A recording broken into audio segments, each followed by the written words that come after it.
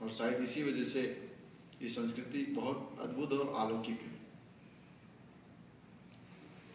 राजा हरिश्चंद्र ने मन में संध्याकालीन चिंतन हुआ कि भगवान की बड़ी कृपा है कि पूरे विश्व में एक ही मात्र मैं व्यक्ति हूं जो सत्य बोलता हूं और सत्य पे अड़िग रहता हूं, सत्य से नहीं हिलता हूं। रात्रि को स्वप्न आया और प्रभात काल में राजा रंक की ओर चला गया। महात्मा आए, राजन तुमने पूरा राज दान में दिया है, स्वप्न में देखा था तुमने, और मैं त्रिकालदर्शी हूं, इसलिए तुम झूठ नहीं बोल सकते हो।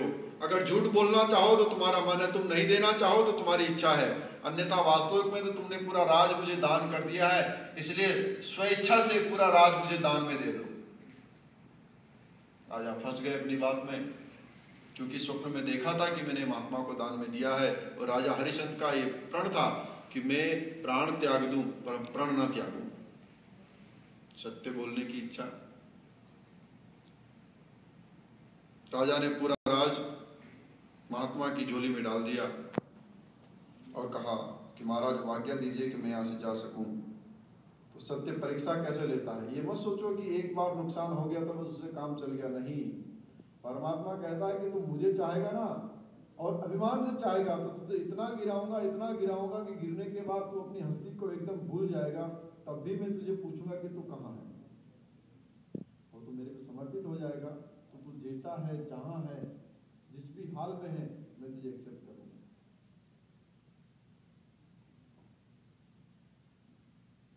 रावण मरते वक्त राम का उच्चारण करता है, भगवान जाकर के अपनी गोद ले लेते हैं और रावण का प्राण राम की गोद में छूटता है। परमात्मा की लीला है, उसने भजा, जहां भजा, जैसे भजा, वहां परमात्मा प्रकट हो गए। बाली का अभिमान दूर होने लगा। बाली को जब भगवान ने मारा और अंतिम क्षण राम का उच्चारण निकला, भगवान ने अपनी गोद दे दी और अपनी गोद में उसके सर को रख करके उसके प्राणों को सुधाम पहुंचाया। परमात्मा कहता है कि मेरे मन में किसी के प्रति बैर नहीं है, मैं किसी से शत्रुता नहीं रखता, बस मेरा काम है कि तुम्हारे कर्मों का दंड और तुम्हारे कर्मों का फल तुम्हें देना।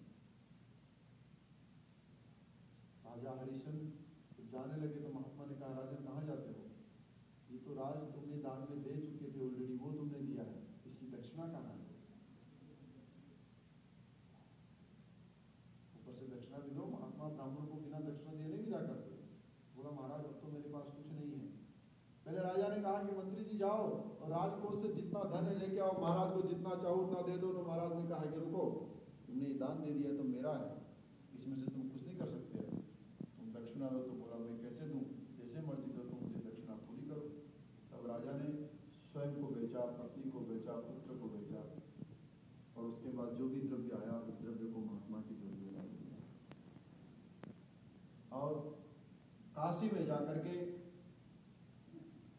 जहां रानी बिकी किसी राजा के यहाँ, किसी सेठ के यहाँ, और जहां स्वयं बिका किसी डोम के यहाँ, जो शमशान में काम करने वाला व्यक्ति होता है, शमशान में जो मुर्दे आते हैं उनसे पहले कफन मांगते हैं, कुछ उनका जो कुछ उनकी मांग होती है वो मांगते हैं, उसके बाद उसको जलाने देते हैं। वो नौकरी उनको मिली। राजा प्रसन्न था क्योंकि वो सत्य पर अड़िग था। रास्ता अच्छा हो और अभिमान भी मन में हो ना, तभी कहीं न कहीं परमात्मा का सानिध्य तो होता है, लेकिन परीक्षा हो लेता है।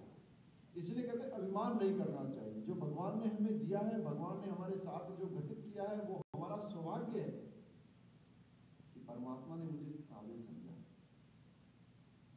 इस लायक बनाया।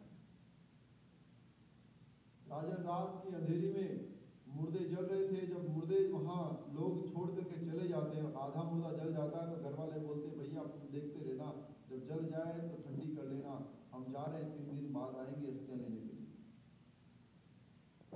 शमशान में ऐसे ही होता है ना, जहाँ अंतिम क्षण होता है जलने का, यहाँ तो पता नहीं, यहाँ तो अच्छा कोई सिस्टम नहीं है, बटन दबाओ स्वाहा। भारत की सभ्यता है, लकड़ियों का इंतजाम करते हैं। जो अच्छे व्यक्ति होते हैं उनके लिए आम की लकड़ियाँ आती है, और जो उससे भी अच्छे होते हैं उनके लिए केर की लकड़ी आती है, और जो उससे भी अच्छे होते हैं उसके लिए चंदन की लकड़ी आती है ना। राजा मुर्दे की शमशान में उसकी जो वेदी है उसको अपनी लकड़ी से खेद रहा है, और खेदते खेदते मन में चिंतन किया, बुरा वक्त आ जाए ना तो भी चिंतन करना चाहिए, चिंता नहीं करनी चाहिए। चिंता आदमी को खा जाती है और चिंतन आदमी को तार देता है। चिंतन वो परीक्षा है कि किसी भी परीक्षा में उत्तीर्ण हो सकते हैं, और चिंता वो समय है जो अच्छे से अच्छे, बड़े से बड़े व्यक्ति को नष्ट कर देती है। बड़े से बड़ा व्यक्ति चिंता में नष्ट हो जाता है। आज डॉक्टर बोलते हैं कि तुम सब कुछ करो, कुछ खाओ या मत खाओ, लेकिन चिंता मत करो, क्योंकि जैसे चिंता करोगे वैसे रोग तुम्हारे शरीर को पकड़ लेगा, जैसे रोग पकड़ेगा वैसे शरीर खराब हो जाएगा। एक सेठ जी थे, बहुत सुंदर चिंतन का दृष्टांत है। जितना धन कमाया, थोड़े वृद्ध हो गए तो उस धन को किसी के ब्याज पे दे दिया, और रोज फोन पे पूछते थे कि आज कितना बढ़ा, तो उसने कहा कि 2000 बढ़ गया। ठीक है, इतना सुना, फोन रख दिया। फिर दूसरे दिन फोन किया, कितना बढ़ा, कि 2000 और बढ़ गया। बड़ी प्रसन्नता। कई दिन तक ऐसा चलता रहा। सेठ ने अपना घर मकान कुछ नहीं बनाया, बोला जब धन बढ़ जाएगा तो मकान तो कभी भी बन सकता है, मकान बनाने में क्या टाइम लगता है, पैसा हो तो कुछ भी बन सकता है। टूटी फूटी स्कूटर से चलते थे और टूटे फूटे पिताजी के जो मकान थे उसी में रहते थे। बहुत चिंतनीय विषय। हमारे जीवन में ऐसा समय आता है, समय को हम गुजार रहे हैं दृष्टांत के माध्यम से। सेठ जी रोज फोन करके पूछते थे। एक दिन अचानक ऐसा फोन किया, भैया आज कितना बढ़ा? बोला क्या बढ़ा? बोला मेरा पैसा। बोला कौन सा पैसा, कौन बोल रहे थे? सेठ जी को लगा शायद रॉन्ग नंबर लग गया है, दोबारा फोन रखा, फिर डायरी से नंबर निकाला, चेक किया, फिर लगाया, फिर पूछा कितना बढ़ा? बोला फिर भाई बात पागल हो गया, कितना बढ़ा, क्या बढ़ा, कहाँ फोन लगा रहे हो? जोर जोर से होने लगा, धड़कने लगा, परेशानी बढ़ने लगी, बेचैनी होने लगी। अपना स्कूटर उठाया, तुरंत जहाँ गए, जिस ऑफिस में पैसा दिया था ऑफिस में गए, देखा वहां कोई पुराना व्यक्ति नहीं मिला, सब नए लोग थे। पूछा फलाना व्यक्ति कहाँ गया?